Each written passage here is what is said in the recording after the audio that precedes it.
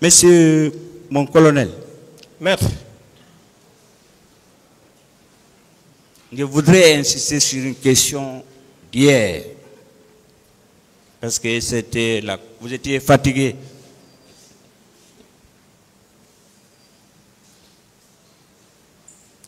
Les événements du 28 septembre.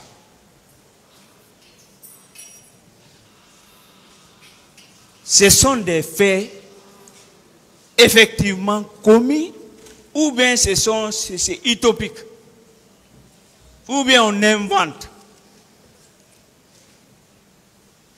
Je vous ai dit que j'étais plus là-bas lorsque les exactions, comme vous venez de le dire, ont commencé. À l'arrivée des Bleus Rouges, j'ai quitté. Est-ce que ce sont des faits réels ou bien utopiques? C'est ce qu'il veut savoir.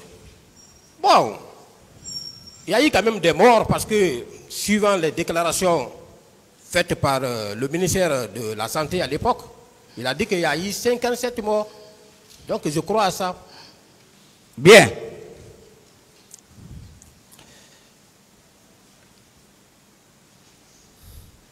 Il y a eu le rapport national d'enquête. Est-ce que vous savez que ce rapport a répertorié 1480 victimes enregistrées dans les hôpitaux de Donka, Ignacirine et dans les centres de santé? Ça, c'est le rapport national. C'est fini? Je n'ai pas parlé. Ce rapport ne m'a jamais été signifié, donc je ne peux parler de ça. Ça peut arriver, ça peut arriver. Je vais terminer. Je vais terminer. Monsieur, mon colonel. Maître.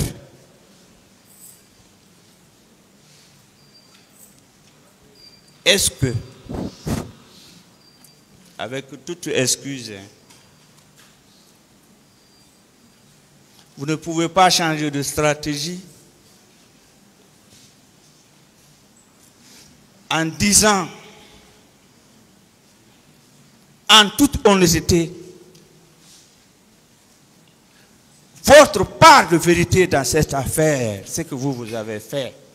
C'est-à-dire, en fait, mon souci, que vous changez de... Est-ce que vous ne pouvez pas changer de stratégie en disant effectivement, nous étions là-bas, nos éléments ont fait ça, nous le regrettons.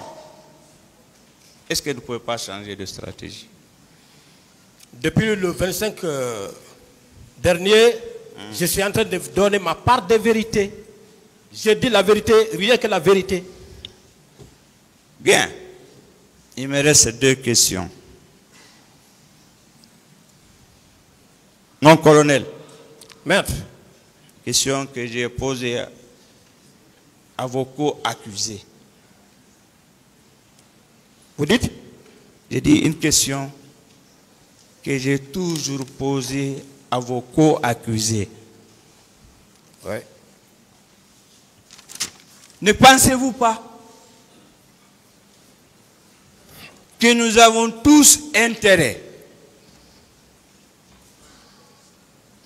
à expliquer réellement ce qui s'est passé dans l'affaire du 28 septembre pour soulager les victimes,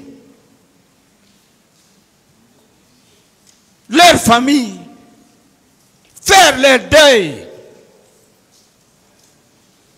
et j'insiste, un procès réussi. Honneur à la Guinée. Ne pensez-vous pas? Cela peut nous conduire à la réconciliation nationale. On a tant besoin. Ça, c'est une réflexion. Ça, c'est... Nous nous regardons. Dieu nous regarde. Le tribunal nous regarde. Le peuple de Guinée nous regarde, le monde nous regarde. Allons vers cette réconciliation, on a besoin.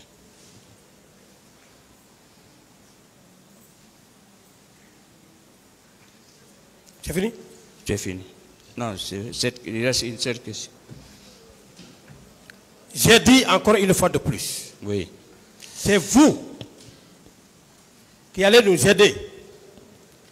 Vous avez parlé une fois quelque chose qui m'a beaucoup plu, que ce procès est pédagogique. C'est un exercice. C'est vous qui devez nous pousser à ce que chacun puisse désormais labourer dans son couloir. Si l'armée reste dans son couloir, la gendarmerie reste dans son couloir, qui est tout le temps assimilé à la population. La police reste dans son couloir, toujours assimilée à la population. On ne va jamais connaître ce genre d'événements. Ça, je vous le parie. Nos chefs hiérarchiques à tous les niveaux ont condamné l'acte. D'autres ont dit dans leur déclaration que la déontologie de l'armée ne lui permet pas d'être en contact avec la population pendant les événements, pendant les manifestations. Mais qu'est-ce que vous voulez qu'on dise? Avant les événements de 28 septembre, la gendarmerie, globalement, a fait combien de maintien d'ordre? Lorsque j'étais dans les escadrons, on a fait combien de maintien d'ordre à Caporal, où un de nous a été rattrapé par la population, tué, crucifié comme Jésus-Christ. Ça s'est passé à Caporal ici.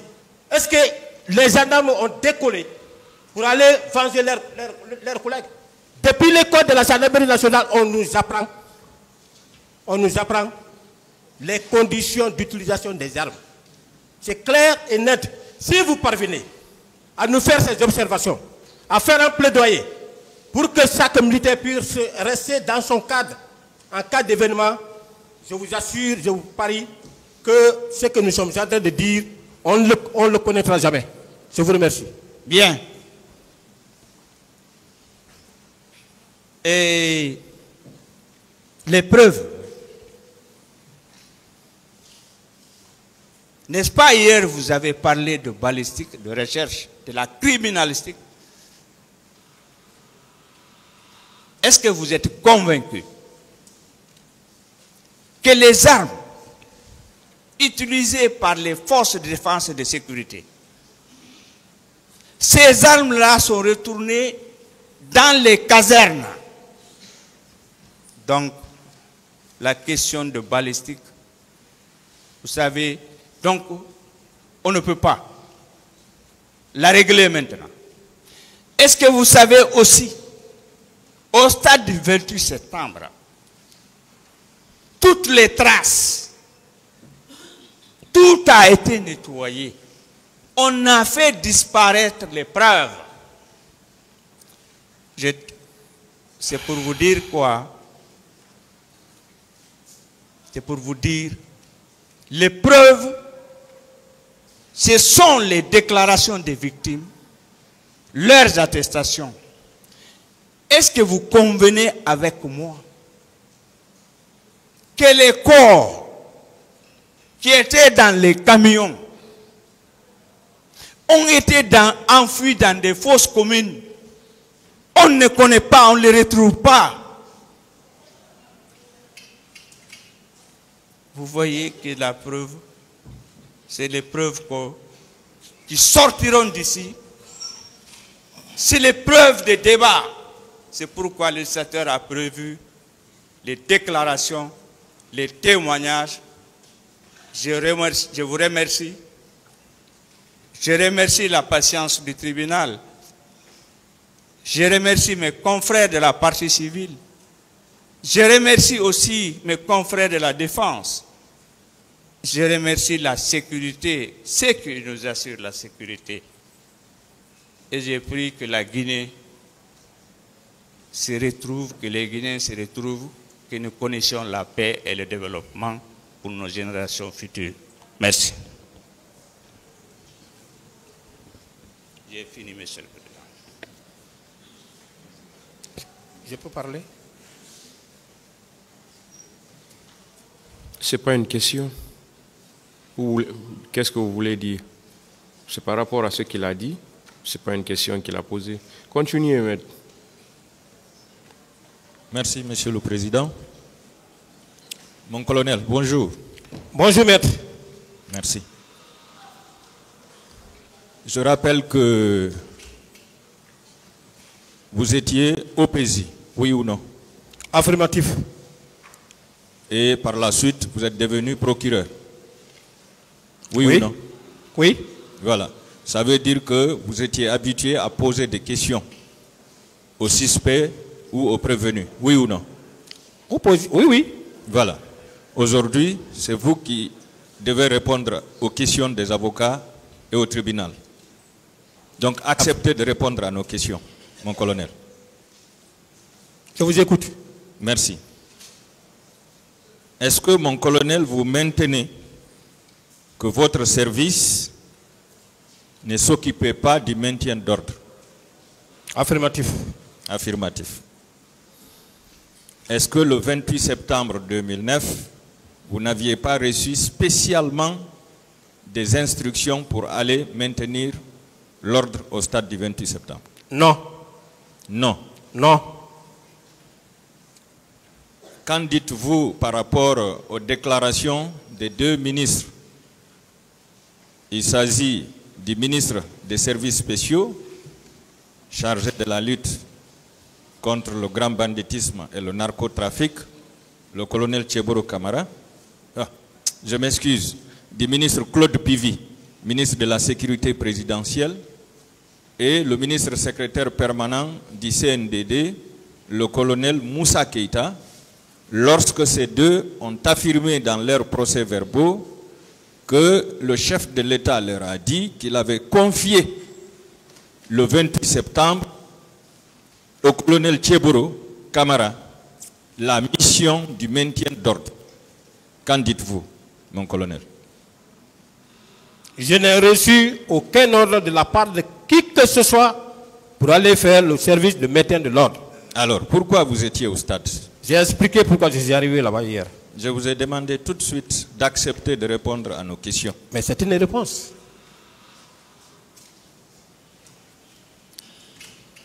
Est-ce que vous aviez reçu un ordre de vous rendre au stade ce jour?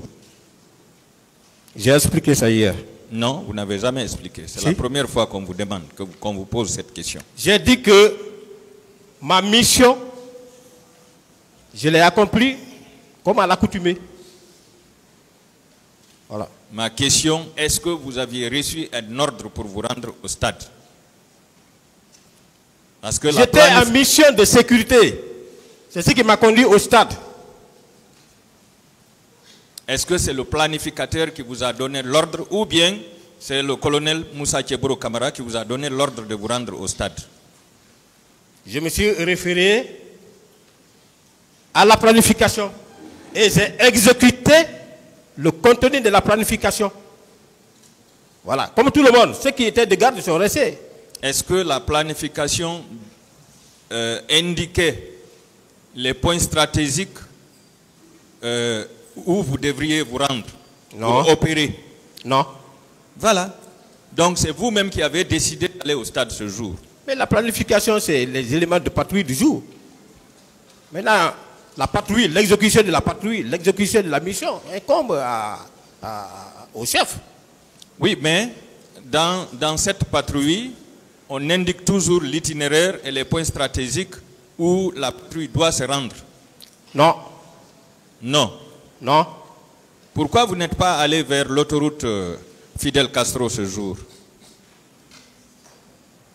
Il y a une équipe qui était par là-bas. Voilà, c'est parce que la patrouille avait indiqué l'itinéraire que vous devriez suivre et les points stratégiques que vous devriez opérer, sur lesquels vous devriez opérer, mon colonel. Non. D'accord. Est-ce que ce jour, vous étiez spécialement armé, puisque vous avez raconté ici que dans les patrouilles diurnes, vous n'êtes pas armé. Mais est-ce que ce jour, spécialement, vous étiez armé? Non. Non. Non. D'accord. Alors, comment vous devriez traquer les grands bandits et les narcotrafiquants lorsque vous sortez sans armes? Expliquez ça au tribunal. Les opérations de trafic, relatives au trafic, se préparent. Vous n'êtes pas militaire, je vais vous expliquer. Ça se prépare, ça c'est des missions spécifiques qui ne viennent pas à tout moment, qui s'observent, qui s'acquièrent à la suite d'un renseignement. Mais la recherche des bandits, la prévention, c'est du quotidien, c'est à tout moment. Il faut visiter les points dangereux, les zones criminogènes. Il faut mettre la population en confiance qu'elle est désormais en paix parce qu'elle voit les services de sécurité passer devant leur porte. C'est très clair, c'est pas la même. Mon colonel, vous avez déclaré ici que pendant les manifestations, vous avez l'habitude d'encadrer les manifestants et de rester par derrière pour sécuriser les biens des citoyens. Oui, et que ce jour, vous étiez sorti dans une mission pour traquer les grands bandits et les narcotrafiquants, puisque vous n'étiez pas là pour le maintien d'ordre. Donc si vous n'étiez pas là pour le maintien d'ordre, forcément vous étiez là contre les narcotrafiquants et les grands bandits. Est-ce que, mon colonel, est-ce qu'il est possible que vous sortiez contre ces grands bandits et ces narcotrafiquants sans que vous ne soyez munis d'armes? Bien. Encore une fois, ce n'est pas que les grands bandits étaient ciblés vers lesquels nous partions. Ce sont des mesures préventives. Ce sont des mesures préventives. Ne serait-ce que notre présence, ça peut dissuader ceux-là qui tenteraient de poser des actes de banditisme. Voilà pourquoi nous encadrons. Et je vous ai dit encore une fois de plus que les actions détachées aux manifestations ont toujours entraîné des populations à la perte de leurs objets. C'est clair, on a toujours constaté. Moi-même, j'ai été victime. D'autres personnes, en toute réalité, ceux qui m'attendent, ont été victimes. Vous voyez qu'il y a une manifestation vers Amdalaï, et à l'arrière-plan, vous voyez les gens qui sont en train d'opérer. Ils ne sont pas liés aux manifestants. Voilà pourquoi nous sortons.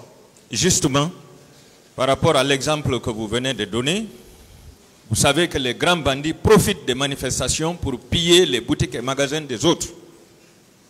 Alors, est-ce que vous, sans armes, lorsque vous rencontrez ces grands bandits armés, comment vous pourrez mettre main sur eux? Parce que parfois vous rencontrez des bandits armés. Parfois même vous échangez des tirs. Et lorsque vous venez les mains nues, comment vous pouvez traquer ces bandits, mon colonel? J'ai dit, encore une fois, je répète, que la journée, durant tout le temps que j'ai eu à passer aux services spéciaux, je n'ai jamais rencontré des bandits armés la journée. Ce sont des mesures préventives. Mais par contre, la nuit, on s'est croisés, nez au nez, avec des bandits armés. Je passe. Est-ce que selon vous, les grands bandits et les narcotrafiquants s'étaient donné rendez-vous au stade pour que vous soyez là ce jour? Je ne peux répondre à cette question. Vous ne pouvez répondre à cette question. Pour quelle raison vous avez campé à la terrasse du stade jusqu'à l'arrivée des bérets rouges et des recrues? J'ai expliqué largement hier, je ne peux plus revenir sur ça. Vous ne voulez pas revenir. Est-ce que votre stratégie consistait à attendre l'arrivée des bérets rouges et des recrues pour prendre la tangente? J'ai expliqué, je ne peux plus revenir sur ça. Vous avez expliqué. D'accord. Savez-vous que les bérets rouges n'étaient pas investis de mission du maintien d'ordre? J'ai expliqué largement. Ce n'est pas leur rôle. Oui ou non, ils n'étaient pas investis d'une mission du maintien d'ordre. Ce n'est pas leur mission. Ce n'est pas leur mission. Est-ce que les bérets rouges étaient au stade pour assurer la protection du chef de l'État? Puisque c'est leur mission régalienne, assurer la protection du chef de l'État et de sa famille. Est-ce qu'ils étaient au stade pour protéger le chef de l'État? Moi, je n'ai pas vu le chef de l'État au stade. Je vous pose la question. Bon, je ne peux vous donner une réponse fiable à ça parce que moi-même, ça m'a étonné. Leur présence là-bas, ça m'a étonné. Ça m'a beaucoup vraiment étonné. Selon vous, militairement, est-ce que c'était logique que les bérets rouges qui sont chargés de la protection du chef de l'État sortent de la présidence en laissant le chef de l'État seul là-bas pour venir au stade? Ah, maître, une très bonne question. Ça me soulage. J'étais déçu. Vous faites face au tribunal. Monsieur le Président, j'étais déçu, j'étais frustré de les voir là. J'ai dit, encore une fois de plus, certainement, quand je parle, peut-être que comme je parle un peu plus haut, ça passe. J'ai dit encore une fois de plus, maître, je jure sur l'honneur, sur la foi de mon serment, si les bérets rouges là n'étaient pas venus au stade, ce que nous sommes en train de voir aujourd'hui là, on n'allait pas voir ça. Je dis ça, nos chefs, tout le monde, toute la Guinée m'entend. On n'allait pas connaître ça, maître. Est-ce que les bérets rouges peuvent sortir et laisser le chef de l'État seul derrière? C'est ça sa question. Oui, mais c'est la question, hein, maître. Il a enchaîné. Oui, c'est la question. Il ne peut pas sortir et laisser le président derrière. Merci. D'autres questions? Est-ce que c'était logique qu'il sorte de la présidence sans le chef de l'État et sans son ordre? Ce n'était pas logique. Ce n'était pas logique. Donc, on peut déduire que les bérets rouges étaient avec le chef de l'État. Ils n'étaient pas avec le chef de l'État dans la mesure où je n'ai pas vu le chef de l'État au stade. Mais vous avez dit que vous n'avez pas pu dévisager les autres. Mais c'est facile pour tout Guinéen de dévisager un chef d'État. D'abord, ne serait-ce que son cortège. Ne serait-ce que son cortège. Mon colonel, un chef d'État qui vient dans un stade pour massacrer une population qui manifeste pacifiquement, est-ce que ce chef d'État viendra avec un cortège? Est-ce qu'il viendra comme d'habitude, tactiquement? Le chef des Bleus Rouges a dit en toute sincérité qu'il était venu pour chercher le chef de l'État. Comment on peut chercher une personne avec laquelle on se promène ensemble? Oui, c'est pas possible. Vous-même, vous avez raconté que le lieutenant Toumba n'était pas dans le même véhicule que les autres. Et il a déclaré ici qu'il est venu dans son véhicule personnel. Et vous, vous avez dit que les autres sont venus dans 3 pick-up de l'armée. Donc il se peut qu'après sa descente, que le chef de l'État descende avec les autres bérets rouges et qu'il soit en camouflage ce jour. Tactiquement, mon colonel, quand vous-même vous partez pour opérer, est-ce que vous allez vous présenter comme ça pour qu'on vous dévisage? Je peux parler? Oui. Vous venez de dire tactiquement. Oui. Je vais vous faire entrer dans la tactique. D'accord. Tactiquement, ce n'est pas possible. Merci. Je suis satisfait.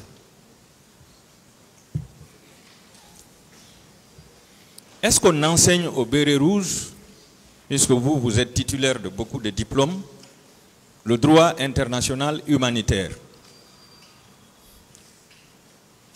Oh, je ne sais pas, parce que moi je ne suis pas familiarisé au bleu rouge, j'ai dit. Mais moi je reçois des cours de droit international humanitaire, à Symphonia. Régulièrement, les gendarmes sont habitués à ça. Est-ce qu'on parle des bérets rouges? Maintenant, les bérets rouges, je ne peux le confirmer parce que... D'autres questions? Est-ce que vous recommandez aujourd'hui que ce cours-là soit dispensé aux bérets rouges et à tous les hommes en uniforme, pour ne plus que ces événements pareils se répètent? Si cela se faisait, moi je suis d'accord avec vous. D'accord. Que ça soit enseigné à tous les niveaux. D'accord. Voilà. Est-ce que la présence des bérets rouges devant ces manifestants devait aboutir à un bain de sang?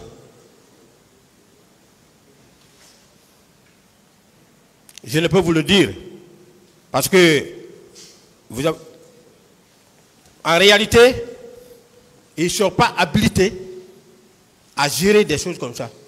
Bleu rouge, si vous me permettez, vous faites une toute petite observation à travers Conakry. Les manifestants n'ont peur que des bleus rouges. Si vous avez observé, ils descendent, même 2 personnes, ils descendent ici. S'il y a 100 manifestants, ils vont se disperser. Mais les gendarmes, quand ils arrivent, c'est des copains. C'est des collègues. C'est des collègues. Tout le monde connaît ça. Nous-mêmes, on nous enseigne ça. Ça, c'est du quotidien. Mais eux, on ne les enseigne pas. Ils ne connaissent pas les notions de maintien d'ordre. Ce n'est pas de leur faute, mais ils ne devraient pas être là. C'est pas de leur faute. S'ils n'ont pas appris. C'est pas de leur faute. S'ils n'ont pas appris, parce qu'ils n'ont pas eu secours, ce qu'ils ont appris, c'est comment combattre l'ennemi. Alors que nous, on nous apprend comment combattre l'ennemi, mais aussi on nous apprend régulièrement les intérêts du maintien de l'ordre. On nous dit que les manifestants ne sont pas les ennemis, les manifestants, ce sont les adversaires. Ce sont des Guinéens. Voilà. Et avant de partir, vous faites le plus souvent des exercices. On met devant vous. On le voit. Voilà. Quotidiennement. Quotidiennement, des éléments qu'on appelle plastrons. Ils vous lancent des pots de bananes, des pots d'orange, ainsi de suite. Pour une assimilation. Oui. Comment vous devez réagir? Comment vous devez avoir le réflexe? En tout état de cause, ceux qui sont en train de manifester. Mais c'est des frères. On met ça dans nos têtes. Donc, vous êtes d'accord avec moi que la mission du maintien d'ordre n'est pas connue des bérets rouges? Ce n'est pas connu, c'est pourquoi en cas de manifestation, leur chef les consigne dans les camps. Ça ne relève pas de leur déontologie. Est-ce que vous êtes d'accord avec moi que les bérets rouges considéraient les manifestants comme étant des ennemis ce jour? Bon. Et les ennemis sont à abattre? Je ne peux vous le dire, mais devant moi, ils sont venus, ils ont commencé à tirer. Voilà. Ce qui est formellement interdit. D'accord. Ce qui est formellement interdit en matière de gestion des manifestations. Vous, officier de police judiciaire, oui, maître. Pourquoi vous avez préféré quitter immédiatement pour vous rendre au camp? J'ai expliqué largement, 1 fois, 2 fois, 3 fois, je ne peux plus revenir sur ça. Est-ce que vous pouvez dire au tribunal qui vous a donné l'ordre de quitter? J'ai expliqué. Non. Si? Non. J'ai expliqué hier. L'ordre, qui vous a donné l'ordre de quitter? Je dis, j'ai expliqué hier. Qui? J'ai expliqué. Vous refusez de répondre à la question? Je ne refuse pas, mais ce que j'ai en train de dire, c'est une réponse. D'accord. Est-ce que vous savez que vous avez abandonné la population en détresse alors que vous aviez l'obligation d'assurer sa sécurité? J'ai expliqué largement hier, je ne peux plus revenir sur ça. D'accord. Savez-vous que vous avez refusé d'assister une population qui était en danger? J'ai expliqué largement, je ne peux plus revenir sur ça. D'accord. Avant de quitter, est-ce que vous vous êtes référé au chef d'état-major de la gendarmerie pour l'informer de ce qui prévalait sur le terrain et en même temps lui demander la conduite à tenir. J'ai expliqué encore une fois de plus, moi je n'étais pas là-bas sous la coupole du chef d'état-major de la gendarmerie. Le chef d'état-major de la gendarmerie vous a parlé de l'articulation des éléments qu'il a eu à faire pour ça. Il y avait des gendarmes, chaque gendarme avait sa mission. Voilà. Et en ce qui me concernait, j'ai rendu compte Très bien. à ma hiérarchie. Très bien. Est-ce que vous... C'est ce que je devrais faire et j'ai fait. Est-ce que vous vous étiez référé au colonel Tcheboro Kamara ce jour avant de détaler? Est-ce que c'est lui qui vous a donné l'ordre de replier? Mais Tcheboro n'était pas là-bas? Mais si. Non, lorsque j'ai Mais décroché... mon colonel, attendez. Qui a coupé votre langue. Comment vous avez coupé votre langue? Quel est l'instrument qui a coupé votre langue? C'est par accident? Oui, accident. Quel instrument a coupé votre langue? Je ne sais pas. Puisque ce n'est pas la bouche. Je veux dire, ce n'était pas les lèvres.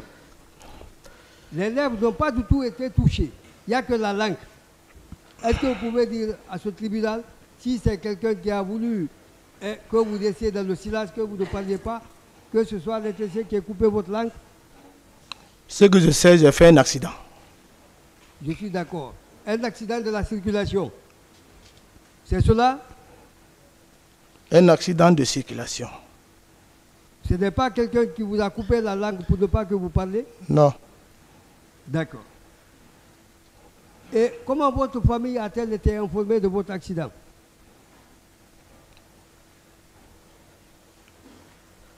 Madame, à chaque fois, elle envoie mon manger dans mon lieu de service. Donc j'ai dit, Oui. à quel moment votre famille a été informée que vous avez été victime d'un accident? À quel moment? Je ne me souviens pas de l'heure, mais quand madame est venue me envoyer mon manger, c'est en ce temps il a compris que j'ai fait un accident. Le jour où vous avez fait l'accident, vous êtes parti à l'hôpital. 4 heures après, vous retournez à domicile. Qui vous avez trouvé à votre domicile? Pas à mon domicile. J'étais parti dans mon lieu de service. Alors, ça veut dire qu'en ce moment, vous étiez déjà prêt. Vous étiez à même de travailler, c'est cela? Vous quittez l'hôpital. Au lieu de vous rendre à votre domicile, à côté de vos proches, vous retournez au travail, c'est ça? Après l'hôpital, je suis parti au lieu de service. C'est ce que j'ai dit. Vous étiez pour y travailler, c'est cela, non? Pas pour travailler, Pour faire quoi? mais parce qu'ils m'ont dit de ne pas faire des mouvements, de ne pas trop être agité, pour ne pas que les gens, il ne faut pas que les gens me dérangent pour le dialogue, donc de rester calme. Ah, vous pensez qu'en restant à votre lieu de travail, vous vous reposez? Oui, Ah. C'est des consignes qui avaient été données pour qu'on ne vous dérange pas? consigne. Est-ce que des consignes avaient été données pour que personne ne vous dérange à votre lieu de travail? Je ne sais pas. Quand on vous demande de vous reposer, lorsqu'on dit qu'on ne doit pas vous déranger, qu'est-ce que cela signifie? Que vous devez vous reposer, non? Je me repose. Mais c'est ce que je dis. Se reposer mieux à domicile ou à son lieu de travail, s'il vous plaît? Je me repose. À votre travail? Oui, mais on reçoit la personne dans son bureau que si tu as besoin de le recevoir. D'accord. Vous dites que vous étiez alité au moment des événements. Vous le confirmez? Quel événement? Du 28 septembre? J'étais Vous malade. avez dit que vous n'avez pas été au stade. Oui. Parce que vous étiez malade. C'est Oui, ça? j'étais malade. Donc si vous n'étiez pas malade, vous seriez parti? Non? Et pourquoi vous n'allez pas partir? Pourquoi? Pourquoi vous ne vous seriez pas rendu au stade si vous n'étiez pas malade? Je ne suis pas chargé de maintien d'ordre. Je vais poser la question autrement. Vous dites, vous n'avez pas été au stade parce que vous étiez malade, alité. Est-ce que vous ne vous seriez pas rendu si vous n'étiez pas malade, si vous étiez en bonne santé? Est-ce que vous allez vous y rendre? Ça, c'est si. C'est pourquoi je vous ai répondu. Ma mission n'est pas un maintien d'ordre. quelle différence faites-vous entre un garde de corps et un aide de camp?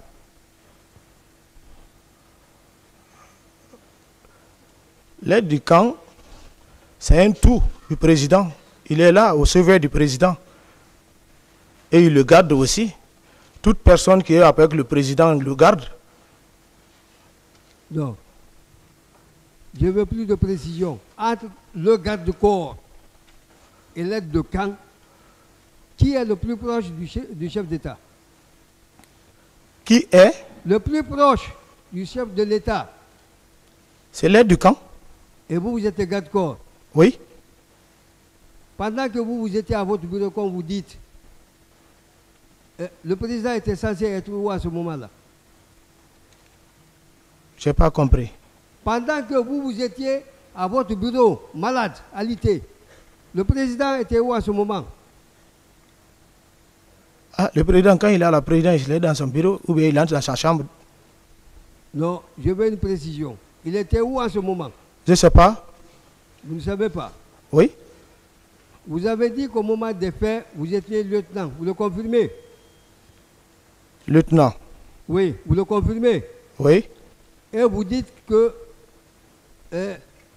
vous avez profité d'un avancement par rapport, suite au décret qui a été, comment on appelle, fait par le président de la transition, le général Sekouba Konaté. Vous le maintenez?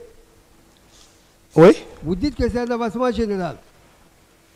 C'est un avancement général. De l'armée. Affirmatif. Vous êtes le lieutenant. Le capitaine Dadis, est-ce qu'il a bénéficié de cet avancement-là? Puisqu'il est toujours capitaine. Hein? Je ne sais pas, il est là, vous pouvez le demander. Donc c'est à vous que je pose la question. Je ne sais pas. Et pourquoi, selon vous, il n'a pas bénéficié de cet avancement-là? Selon vous? Est-ce qu'il était même à Conakry maintenant? Qui? Je ne sais pas. Est-ce que vous connaissiez, vous pouvez un peu nous dire si vous connaissez les relations entre le général Sekouba Konaté et le capitaine Dadis au moment des faits? Quelle était la nature de leur relation? Quel fait? Quel moment de fait de quoi? Avant le 28 septembre et même après, quel jugement faisiez-vous de la nature des relations entre le général Sekouba Konaté et le capitaine Moussa Dadis Camara? C'était son ministre de la Défense, c'est son truc qui montait et descendait ensemble. Relations extra-professionnelles, si ça existait? Je ne saurais dire cela parce qu'il est là, c'est son truc qui montait. On n'a pas vu de division entre eux pendant qu'ils étaient ensemble. D'accord. Au moment de votre accident, est-ce que vous étiez armé? J'avais pas d'armes. Vous ne portez aucune arme? Oh, j'avais pas d'armes. Même pas une arme blanche? Non. D'accord. Et vous étiez où exactement quand vous avez fait l'accident là? Je n'ai pas compris. Vous êtes où? L'accident a eu lieu où? Rond-point. Qui peut rond-point? Oui, monter vers la, comment dirais-je, la radio, mais quitte le rond-point. Au centre émetteur? Centre émetteur, effectivement. Centre émetteur. Dans le tournant, oui. D'accord. Une dernière question. Mais lorsque vous dites je n'ai pas été au stade parce que j'étais alité, est-ce que cela voudrait dire que même si vous étiez en bonne santé, vous n'allez pas vous y rendre, c'est ça? J'ai dit que ma mission n'est pas un maintien d'ordre. Je suis charmant garde-corps. C'est la police et les gendarmeries qui sont concentrés de cela. En l'espèce, est-ce que vous n'auriez pas pu agir comme l'a fait le colonel Tchebro en disant qu'il s'est présenté au stade par devoir de soldat? Est-ce que vous, le devoir de soldat ne vous anime pas, vous? Est-ce que le devoir de soldat ne devrait pas vous amener au stade? Ce que j'ai appris, le soldat reçoit les ordres et il exécute les ordres. Si tu n'as pas d'ordre, tu n'as pas droit à agir ainsi. Et si tu dois le faire, tu dois demander consigne. Donc, vous seriez rendu si on vous avait donné l'ordre de partir, non? Vous dites? Si on vous avait demandé de partir au stade, on vous donnait l'ordre de partir au stade, vous vous seriez rendu? J'allais demander les consignes particulières. Ah, ça commence à se compliquer. Si votre supérieur hiérarchique, ou même le chef d'État, à l'époque, vous ordonnait de vous y rendre au stade, est-ce que vous allez partir? Avec les consignes, j'allais partir. Vous seriez parti? Avec les consignes particulières. D'accord. Vous voulez dire que le colonel Tcheboula a mal fait de s'y rendre en n'ayant pas reçu l'ordre? Je ne peux pas justifier cela. Non, je ne demande pas de justifier sa présence. Je dis simplement, lorsque le colonel Tcheboula déclare que ce n'est pas devoir de soldat qui s'y est rendu, il n'avait pas d'ordre à lui donner, est-ce qu'il a mal fait de s'y être rendu, puisqu'il n'avait pas reçu d'ordre? Je n'ai pas de réponse pour cette question. Vous n'avez pas de réponse à cela. Je vous remercie, Monsieur le Président. Merci. Merci, Monsieur le Président, de m'avoir donné la parole. Monsieur Marcel Guilabogui, je voudrais savoir, à l'arrivée de la commission internationale d'enquête exigée par Ban Ki-moon, secrétaire général à l'époque des Nations Unies, est-ce que vous avez été invité par cette commission? Vous avez comparu devant cette commission d'enquête internationale? Je n'ai jamais vu une commission devant moi. Et la commission nationale? Et la commission d'enquête nationale instituée à l'interne? Je n'ai jamais vu. Vous n'avez jamais vu? C'est à la gendarmerie que moi, les gendarmes et les juges de poule qui m'ont parlé du 28 septembre. Ok. Je veux savoir, vous avez dit que vous avez fait 13 ans en prison. Et que votre arrestation s'apparentait à un règlement de compte. Je veux savoir, quand vous avez comparu devant le juge d'instruction, dans votre procès verbal du 3 novembre 2010, on ne vous a pas dit pourquoi vous avez été arrêté? Ce sont les questions sur le 28 septembre qu'on m'a posées. Donc, vous vous rendez compte que vous avez été arrêté pour ça? À partir du moment où on m'a parlé de cela, j'ai compris que c'est là. Ok. Monsieur Marcel Guilabogui, c'est un peu contradictoire, à mon avis, que votre chef hiérarchique, monsieur Abouakar Toumba Diakité, se rend au stade et que vous ne vous rendiez pas, alors que vous faites partie du même commandement. La garde rapprochée du président Dadis. Comment vous expliquez cela? Je ne sais pas, il fait des missions sans moi. Ce n'est pas chaque fois qu'il faut que je parle avec lui. Ce n'est pas forcément. Ce n'est pas forcément, mais bon nombre de personnes ont parlé de vous.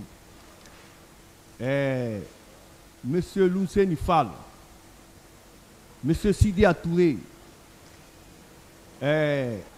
Jean-Marie Doré, en plus vos proches, le colonel Kebro, Moussa Kebro Kamara, et Toumba lui-même, le chef, a parlé de vous, que vous étiez là-bas. Et vous dites que vous n'êtes pas là-bas. Est-ce que vous pensez le fait que tous ceux-ci disent que vous étiez là-bas et que vous dites que vous n'êtes pas là-bas, est-ce que ça va éclairer la religion du tribunal? C'est la cour d'apprécier. Élevez la voix pour que j'entende. Le tribunal appréciera. Ok. Monsieur Marcel Guilabogui, qu'est-ce que vous savez des corps qu'on a envoyés à Gbessia en provenance du camp Samori? C'est ici que... Qu'est-ce que vous savez des corps qu'on a envoyés à Gbessia en provenance du camp Samori? Tout cela, moi, c'est ici que j'ai appris. Je ne sais rien. Monsieur Marcel, vous avez dit que vous étiez malade. Est-ce que vous pouvez me donner le nom du docteur qui vous a suivi, qui vous a soigné? Vous vous souvenez de son nom? Je ne me souviens pas. Alors qu'il vous a sauvé parce qu'il a reçu à couper votre langue et puis remettre. Vous pouvez oublier le nom de ce docteur. Même pour une question de mémoire, on doit se souvenir de ce docteur. C'est un sauveur. Oh, moi, je ne me souviens pas. Vous ne vous souvenez pas. Ok. Monsieur Marcel, au niveau de la garde présidentielle, Monsieur Toumba Diakité, Monsieur Feu Joseph Makambo Loa, vous, Marcel Guilabogui, quelle était votre relation du point de vue subordination? L'aide du camp nous commandait tous. Qui? Toumba. Je dis vos relations entre vos trois personnes. Relations dans le service ou dans le service? Relation de subordination. Qui était le chef par rapport à vous et Feu Joseph Makambo Loa? C'est Toumarek qui nous commandait. Ok. Monsieur Marcel, je veux savoir,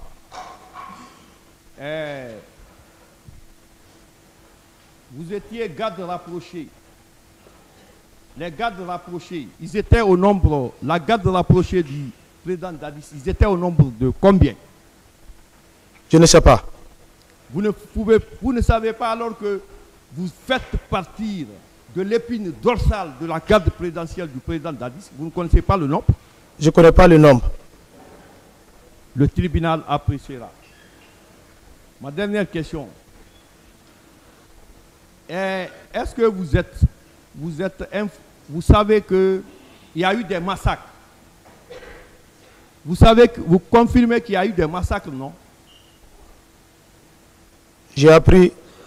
Il y a eu des massacres. J'ai appris qu'il y a eu des morts au stade à travers France 24.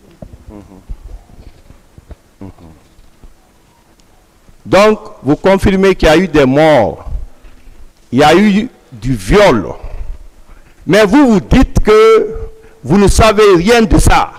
Est-ce que dans cette salle, vous pouvez, tout ce que vous avez dit là, sur place, là où vous êtes assis, vous pouvez montrer quelqu'un qui peut confirmer ça parmi toute la salle, par rapport à ce que vous dites?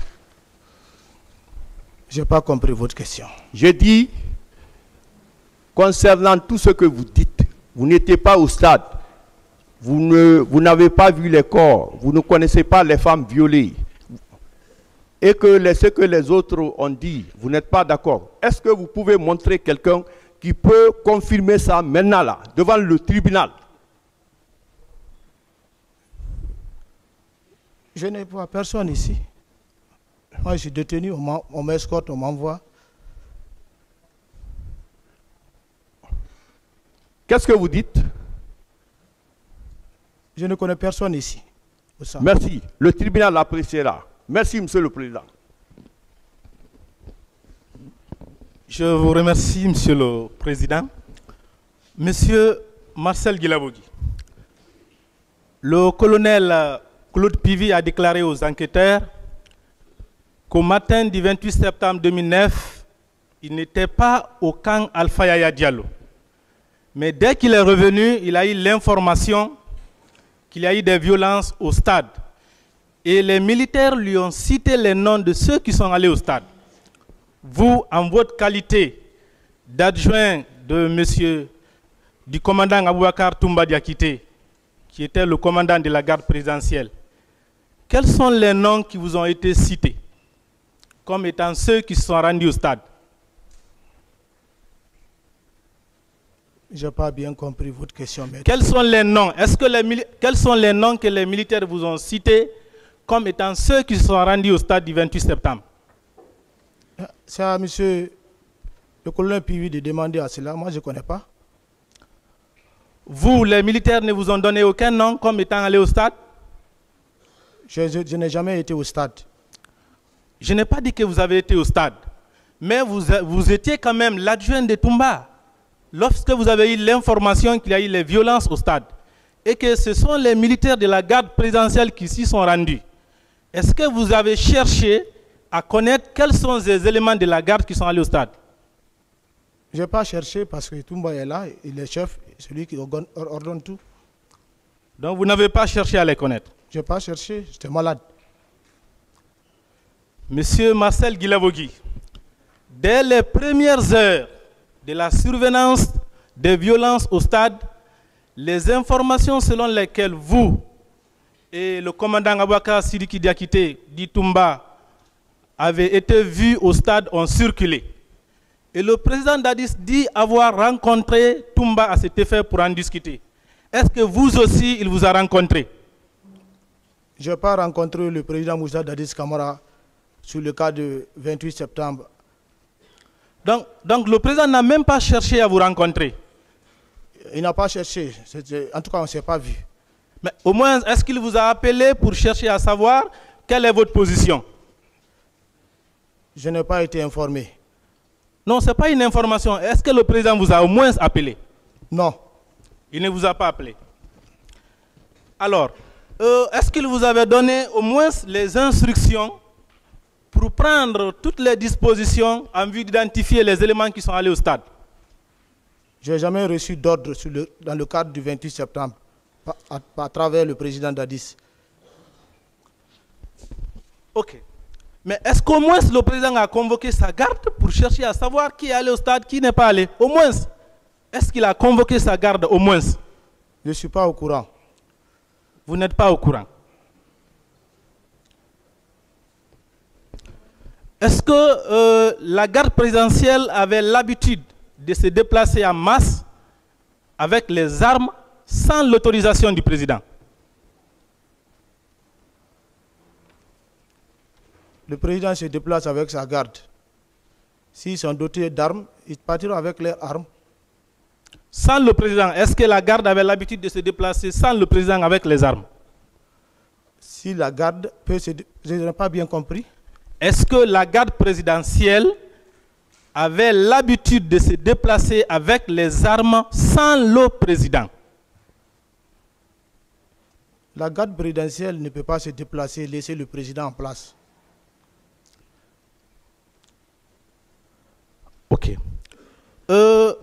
Est-ce que vous vous rappelez, le 28 septembre 2009, avoir emprunté l'autoroute, être arrivé à Kamayen, arrivé en face de l'université Gamal Abdel Nasser de Conakry et avoir garé à ce niveau? Est-ce que vous vous rappelez? Ce n'est pas moi. Ce n'est pas vous. Monsieur Marcel Guilavogui, le 28 septembre 2009, vous êtes sorti du camp Alfaya Diallo avec les camions, les pick-up et les hommes habillés en béret rouge, armés. Où êtes-vous allé? Ça, ce n'est pas moi. Encore, ce n'est pas vous. Monsieur Marcel Guilavogui, le 28 septembre 2009, très tôt le matin, vous avez eu une rencontre avec le commandant Abouakar Sidiki Diakité dit Toumba. De quoi avez-vous parlé? Reprenez la question, s'il vous plaît. Le 28 septembre 2009, tôt le matin, vous avez eu une rencontre avec Toumba Diakité. Au cours de cette rencontre, de quoi vous avez parlé? Si on s'est rencontré en 2009. Oui, le 28 septembre 2009, le matin. Ça, ce n'est pas moi. Ce n'est pas vous. Moi, j'étais j'étais malade. Ce n'est pas une infraction de rencontrer Toumba ce matin-là. Vous n'étiez pas seul. Je vous rappelle, il y avait Feu Makambo, il y avait Georges, il y avait Théodore. Vous n'êtes pas allé le rencontrer seul. Non. Vous ne vous rappelez pas. Et je vous rappelle que lorsque vous êtes venu le rencontrer, vous, monsieur Marcel Guilavogui, vous lui avez posé le problème de l'association de la garde présidentielle à la gestion de la manifestation. Et lorsque vous avez posé le problème, Georges a précisé que les hommes sont déjà allés au stade infiltrer les manifestants. C'est Georges qui a fait cette précision devant vous, lorsque vous avez posé à Toumba le problème de l'association de la garde du président à la gestion de la manifestation. Vous vous rappelez?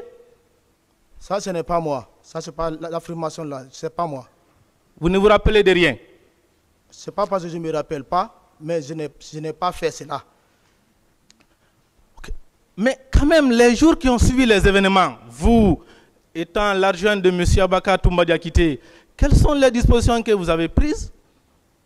Au moins pour pouvoir identifier ceux qui sont allés au stade. Je ne dis pas le jour J, mais au moins les jours qui ont suivi. Qu'est-ce que vous avez pris comme disposition? Comment peut-il prendre une disposition malade couché? Je n'étais malade. Monsieur le Président, je voudrais me limiter là pour le moment, puisque c'est la négation systématique. Je me limite là pour le moment.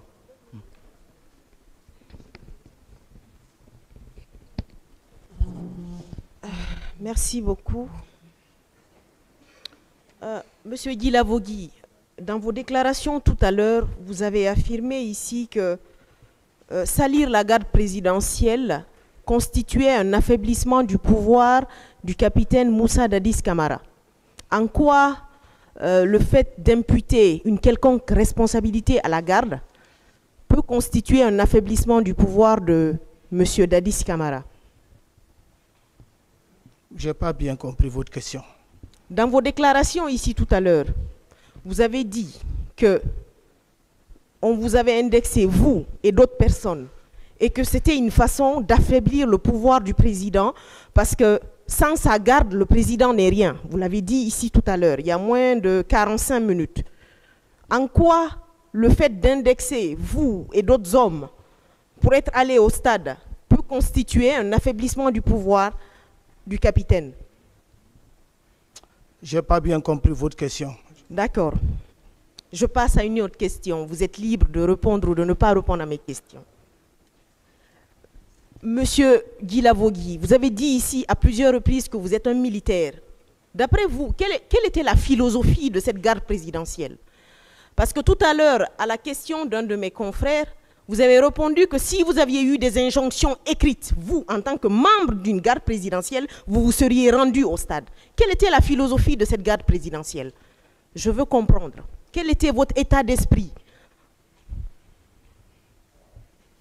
Un garde-corps est fidèle à son président. Et d'accord, je respecte cette fidélité que vous avez envers votre président. Et d'après vous, sécuriser le président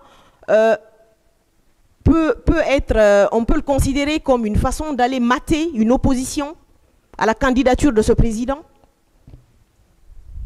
Est-ce que le président peut donner l'ordre d'aller mater sa population? Non. Non. Vous avez dit que vous vouliez sécuriser le président, vous vouliez sécuriser son pouvoir. Et ce qui s'est passé ces jours-là, c'est qu'on est allé mater systématiquement des personnes qui ne voulaient plus de pouvoir du président Dadis. Du moins, on ne voulait pas de son pouvoir à vie. On voulait qu'il mène une transition. On ne voulait pas de lui comme un président démocratiquement élu. Et vous, vous affirmez ici que vous vouliez le sécuriser à tout prix, par tous les moyens. Autre question? Oui, c'est la question, monsieur Guy Lavogui. Je n'ai pas compris. En quoi consiste la sécurité d'un président, d'après vous? S'il vous plaît. Sécuriser un président, c'est de se sécuriser sa personne elle-même et le président lui-même. Je n'ai pas compris. C'est de sécuriser le président en cas de danger contre lui. Et contre son pouvoir aussi? Sécuriser le président constitue à protéger son pouvoir ou protéger sa vie? La garde présidentielle, c'est sécuriser le président de la République. D'accord. Monsieur Guy Lavogui, la garde présidentielle, après les événements du 28 septembre, a-t-elle fait l'objet d'enquêtes en interne, non seulement de la part du président, ou en tout cas d'une structure qu'il aurait mis en place pour effectuer des enquêtes, ou alors de la part de la commission d'enquête nationale que le président a mis en place? Est-ce qu'on avait vérifié vos armes, vos munitions? Est-ce qu'on avait vérifié ceux qui s'étaient réellement rendus au stade? Moi, je n'aurais jamais reçu une commission envers moi pour cela. Même pas d'enquête en interne. Pourtant, il a mis en place une commission d'enquête nationale qui a eu 3 mois pour faire son travail. Même au sein de vos unités, il n'y a pas eu de commission interne pour vous entendre et savoir qui était au stade ou pas? S'il y a eu commission, regardez dans les fichiers s'ils ont fait allusion à Marcel. Oui, mais monsieur Marcel Villagouilly, voyez-vous, vous êtes inculpé d'assassinat, de complicité, d'une panoplie de chefs d'accusation. C'est vous qui êtes là, par devant le tribunal criminel de première instance de Dixine. Donc c'est à vous que je m'adresse parce que on estime, l'ordonnance de renvoi estime que vous étiez impliqué dans cette affaire. Donc c'est pour cela que légitimement, moi je ne m'adresse qu'à vous ici.